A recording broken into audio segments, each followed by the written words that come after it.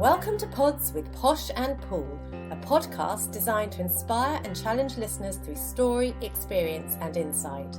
To face adversity, learn from suffering and discover how to embrace life with a heart filled with love and gratitude. We are so thrilled to have you journey with us and can't wait to share your stories. Join Sue O'Callaghan and Joanne Webb as we disrupt the theory that everyone has perfect lives. Hi, we're back again. I know. It's very exciting. Speaking about Identity. Identity is really important, isn't it? Because everybody who we come across in life and all our clients and all the people we come in contact with, a lot of people do have an issue with identity, don't they? Totally. And I think it's because we all wear so many different hats. So we can wear a hat as a mother, a sister, a friend, a brother, a father, an employee, absolutely, or an entrepreneur, whatever it is, we wear these hats. And then things happen in our life. For instance, somebody loses their job, so they get made redundant, and say they were something like a bank manager. I've never met a bank manager, by the way. But say they're a bank manager, and that's all they've done all their life, and then they're in their late 50s and they lose their job. And they flail, and they don't have any groundings because they've been that for their entire life, and they don't know who they are. Or there's another example. Say, you're a mother, you're bringing up your kids, you're a homemaker, you do this lovely job, your children all fly the nest, and you're an empty nester. And these people are going mad, and that's why these people are having kind of like midlife crisis, aren't they? And they think things are bad rather than good. There's all these different labels to put on things. But I think it's because they've put their identity somewhere else. They've given the power to another place. And so many people are looking out for their identity rather than looking within. And I think also it's linked with purpose, isn't it? So many people want to find their purpose in life or say that they're not fulfilled. And I think you and I would agree that on the journey you can go on to find yourself, you can also find your purpose, because identity and purpose is linked together. Yeah. So that when we're completely fulfilled in our destiny, we're walking out our true identity through what we do. Mm-hmm. So our passion in what we do is actually giving, but it's giving of ourselves when we know ourselves. But how do we get to know ourselves? Yeah. And what you just said, then people might misconstrue that and think, again, it says as a job, finding your purpose as a job. But that's not what that means, does it? No. It just means finding out what you enjoy doing, what is important to you, where your values lie, and then living your life in an authentic way in line with all of those things. Absolutely. So when we become truly ourselves and we radiate ourselves and we're passionate about who we are, we can then be in the world, I think. And that's our identity, isn't it? But how do we find that? How do we find our identity? And I totally agree with what you say, is that many, I don't want to say people, because I won't say us, me included. Yeah. Many of us are lost in finding ourselves. How do we find ourselves? And I think when it comes to being beyond teen years, we have identified ourselves with what people have said about us or spoken into our lives. So we become the values of our parents, we become the values of our education, we become the expectations others have put on us. You can't, and you won't, and all the negative talk. Absolutely. So how do we come out of the negative talk into the positive talk? And I think that's what you want to address in this session, isn't it? Absolutely. Because, and as you said then, it's like, and you carry these things with you for life, don't you? You think you're not very good at something because somebody might have said that you're not very good at it. But then you don't even then explore to find out if you actually can do it, if you are good at it, or vice versa. Somebody tells you you're amazing at something, so you go and pursue that, and you think that's your identity. Actually, that doesn't give you fulfillment. It doesn't make you happy. It's often the littler things in life that are going to be more fulfilling, isn't it? Well, it's interesting. Before this session, I thought I'd just do a little exercise and write down the 5 things that I'm most passionate about. And then I'll write down 5 things that people spoke over my life at school. And interestingly, they tied in with each other. Yeah. So, now I love public speaking. And yet at school, one of the things that was always said about me is that she's really shy. So I took on board, I'm shy, I've got nothing to say, I'm not interesting, I can't speak. And actually the very thing I want to do is be able to have my voice. And it's my voice that was shut down. And so often, if you look back at the things that people are critical about in your life, it's often to prevent you from the very thing you're good at. It's the opposite. So we've got to do that self-talk, turn around the negative talk into self-talk. I can, and be positive when the negatives come And in. also remember, we are not who we were yesterday. we are who we are here and now. So we carry all of this baggage with us from, as you say, from our parents, from the education system, and we're being told things in life, even like images that come up on our computer all the time are telling us one thing or another. There's lots of subliminal messages, but it's actually realising who you are here and now. And then I think your values pretty much stay your values, don't they? They don't really alter that much if you are living true to your values. So as you say, I think it's finding out who you are.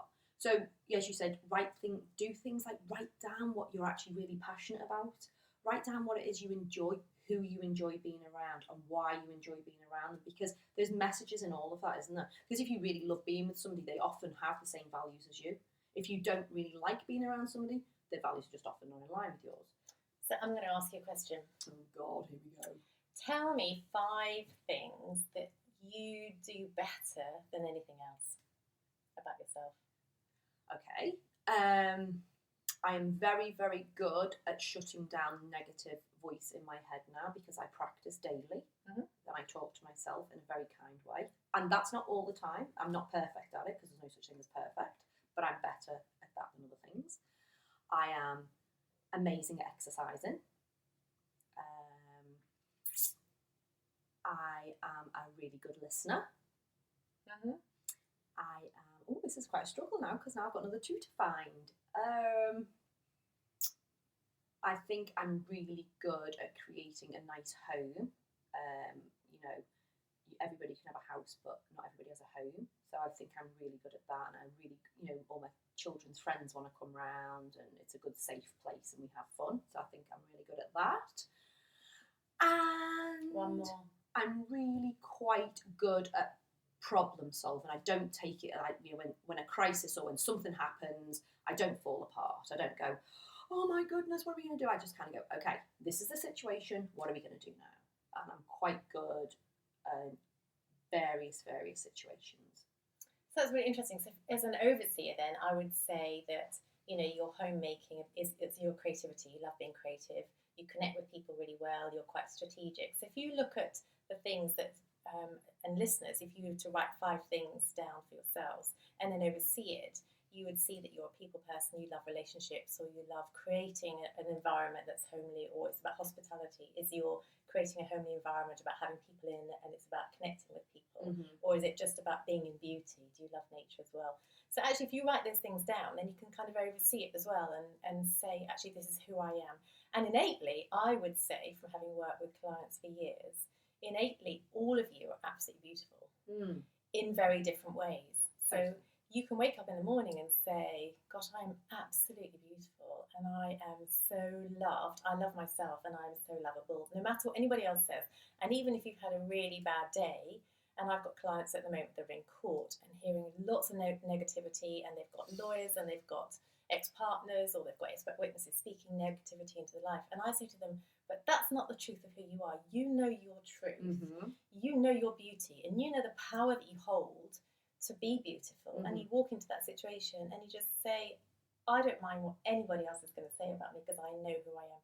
And that's the strength, isn't it? Yeah. You know who you are. But sometimes it's helpful to write it down on a piece of paper. Oh yeah, I mean, writing is one of the best things. It's so good for you. Or write it all over the mirror. Yeah, write it wherever you want. But picking up that pen or that something to write with is people. It's not the same thing as typing, is it? It's really good to write stuff down. It's really therapeutic. It gets it all out. So helpful. Yeah. Values is another one you could write down. Absolutely. What are your values? What is it that what's really, really important to you? What are your values, Sue? Well, it's interesting because I was thinking about this earlier again, and I was thinking, what are my values that I hold true to myself? And then separately, I wrote, what were the values that were put on me as a child? And so I grew up as a very strict Catholic, so religion was a value that put on me. And part of religion I love, the spirituality sense of it, the beauty, the reverence, the awe, the peace, the tranquility, the truth.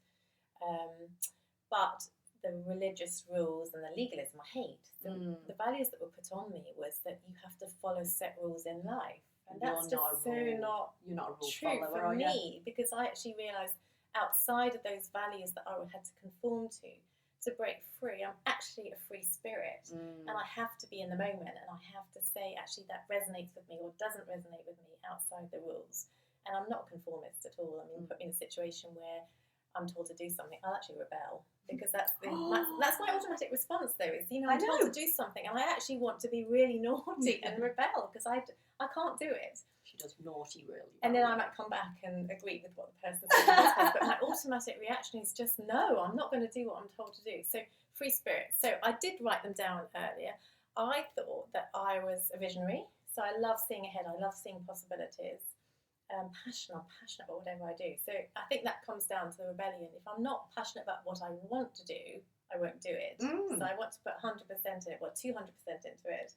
But if it's not something that's coming from me in my heart, I actually can't do it. I struggle with it. But then I can come round to it. Courage. I thought I've got incredible courage, actually, and tenacity goes with that as well. So, in a situation that might be fearful, again, I can speak positively into it and say, well, actually, I'm fearful about this situation, or I don't like change, or whatever it is, but actually, in my previous years, I have overcome something quite difficult, so therefore I can do this. So, but it's positivity and having courage. And the other thing I wrote down was being intuitive, just sensing. We've talked about this a lot, haven't we? Picking up on your intuition, picking up on what's in your heart, and just going with it. And I'm such a believer now that you follow your heart and you listen to it. And I keep saying to my children, you've just told me you're sensing this. Well, go with it. Yeah, just absolutely. See where it goes. Don't stop it. Don't block it. Don't shut it down. Just go with it and see where it opens up to, because that's innate for you. It might not be what's welcome in a general situation with a group, but certainly it's right for you, so go with it. Yeah. I would agree with them values with you, because I know you quite well. Yeah, you're definitely courageous. You're one of the most courageous people I know.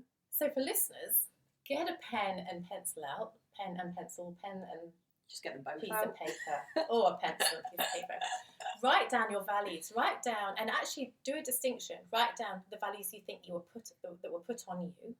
And another value that was put on me was that, we had to be educated. We had to go to school and do well. We had to go to university. So all our family kind of went to university because we just followed the protocol. Was that right for you? Was it right for me? Maybe at the time, I don't know. But anyway, what were the values that were put on you? What are your values now that are separate from it? And can you separate the two? Can you identify the two separate values? Because who you are today is not what's being put on you from other people. And values can be so much simpler than even what you've just said.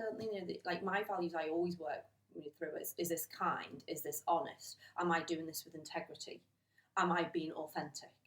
And you can't 100% be authentic. You can't go into the post shop and somebody asks you how you are and you tell them that you feel like shit. It's not really that okay. But however, if a friend asks me how I am, I used to cover things up. Whereas now, actually, no, I'm actually not having a great day today. Or yeah, I'm actually freaking awesome. But it's, or your values could be family, or they could be love, or they could be relationships. Values can be so wide, can't they? Google it, look at all those words on the screen and pick out which ones resonate with you the most. There's so many good ways to do it, isn't there? And we talk about positivity, but that doesn't mean that we're having to pretend everything's fine. As you say, you can have bad days, but when you have good and bad moments, you can speak positivity into the negative moments, can't you? And that's a choice. Yeah. So, life is yin and yang, it's the ebb and flow, it's the, dichotomy of extremes, but within it we can make choices to be positive about it. And we all pick up on negative and positive energy, don't we?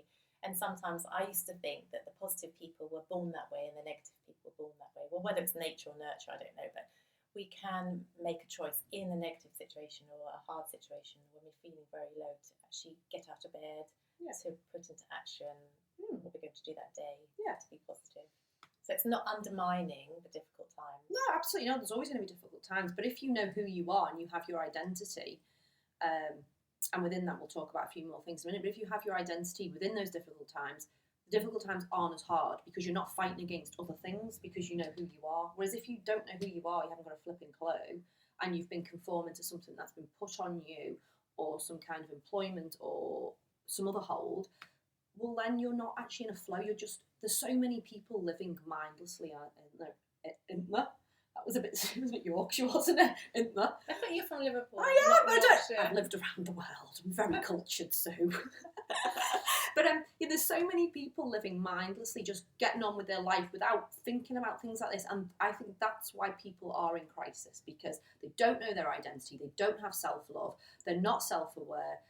And that's why there's so much anxiety, so much depression, so much war, so much hatred, because people are not looking find themselves. And it's very easy to try and find our identity in another person, in our children, in drugs, in shopping addiction, in what we do, in busyness. But I think a critical tool for me has been to be on my own for a period of time. And even, in a relationship, outside a relationship, who are you separate from your relationship? Who are you separate from your children? Who are you separate from your job?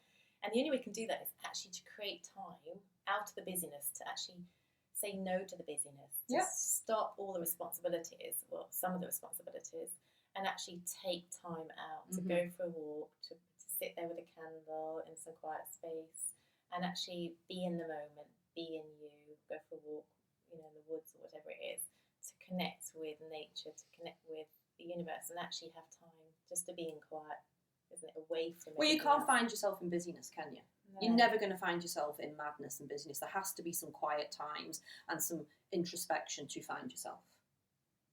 Did that all make sense? Yes. Good! It did to me, but I know you. Blah, blah, blah. But I mean, you find yourself running, playing sport, don't you? You have a lot of time away from, I know you've got 4 children, a busy life, and a partner on the scene, and house and work and everything else, but you do a lot in terms of removing yourself from that. Absolutely, and I have doing to. your own thing. Yeah. And so for listeners, what is your thing? Is it knitting? Is it going for a walk? Is it gardening? Most people don't even know what they like and what they want to do. And these are the questions that you ask yourself within your identity. Who am I? What is it I like to do? Where do I find fulfillment? Where do I find enjoyment? And they are going to be all the kind of questions you're going to ask to find identity. So should we leave our listeners with 3 things? Well, I was just going to say one more thing, that sometimes we get into codependent relationships and we kind of mould ourselves to the partner that we're with, the husband we're with, the wife that we're with. But outside of that, I think it's really important to say, this is who I am, separate from the person that I'm with. And to find again that inner passion, because sometimes when we're in a struggling relationship, we feel very different with our girlfriends or our mates to the problems in our relationship. And you can be in a place of sort of dichotomy of extremes, where you just think, gosh, I feel one person in my relationship, but when I'm with my friends and family, I feel really happy. So then it's to remember, when you're in a struggling relationship, who am I outside of this relationship? Am I generally happy when I'm not with this person? And then it's a test of who you're with as well, isn't it? To maybe not be in a codependent relationship, to find yourself. And maybe relationships that aren't working, to find, a new beginning on your own sometimes. To actually have time to find who you are. I agree. 3 tips to leave our listeners? Okay. Well, I think the first one is to remind yourself that you are worthy and that you are enough and that you are lovable. And beautiful, absolutely. Beauty comes from within. It doesn't come from anywhere else. So, sorry, just going to move things off the screen. So, definitely remember your worth. And I think we've talked about this in the past, and it's one of the most simplest things you can do.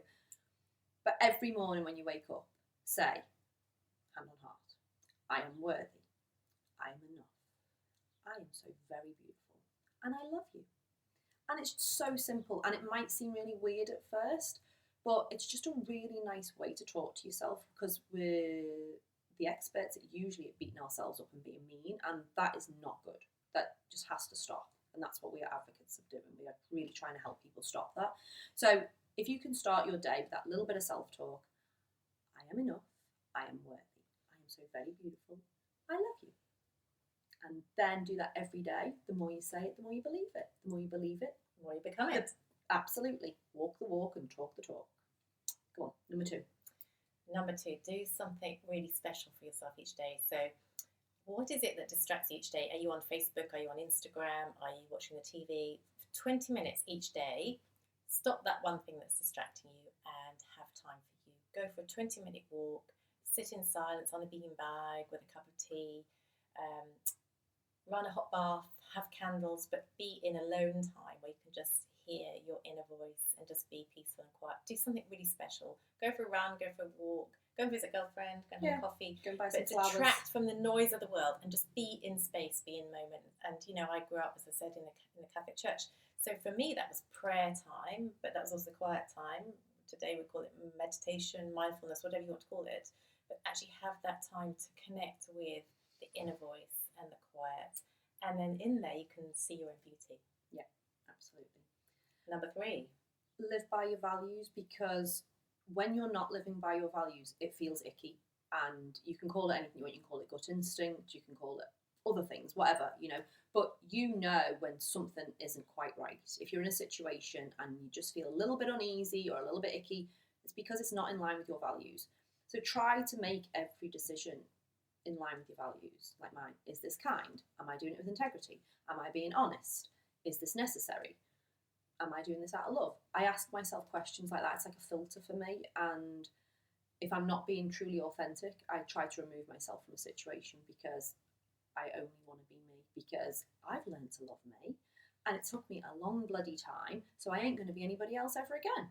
So once you find yourself, once you know your identity, and you are starting to like yourself, and you are starting to realise what you enjoy doing, and you're going to do that for yourself, and then you're going to live by your values. And to those listeners that are young mums with crazy children and mess and chaos, who are just sitting there thinking, I haven't got any time to do that, I'm going to say to you, you are absolutely beautiful. You are so worthy, so loved, and radiate who you are. Just radiate in the chaos and the mess. Sometimes when I was in chaos, I had 4 children under 5, was a single parent, had no idea I was in chaos. I used to put a pair of stilettos on, I used to dress up, put lipstick on, do my hair, and I used to do the hoovering around the house. And I used to be really good about myself. And nobody saw, but I didn't care, but I used to go, hoovering. Gave me some pleasure in the day. Whatever gives you pleasure, do it. Because you are so beautiful. You've got such amazing purpose ahead of you. So just ride the storm, ride the hard times. There's seasons for all things. And Jo and I have come out of our really tough season. We're in a place of a bit more peace where we can have time to find ourselves. But if you're in that chaos, busy season, seasons change. So you will come out of it. But while you're in it, we will both tell you that you're absolutely beautiful and you're amazing. So worthwhile. Yeah. And you are more than enough. So on that lovely note, we're going to leave you to go and find your identity. We wish you luck, and we wish you love, and we wish you peace. Au revoir. Bye. Thanks so much for being with us today. For us to inspire others to live their magnificently imperfect life, please subscribe and leave us a 5-star review on iTunes or on your podcast app. You can also follow us on Instagram and Facebook at Pods with Posh and Paul. We can't wait for you to join us on our next episode. Love, light and peace.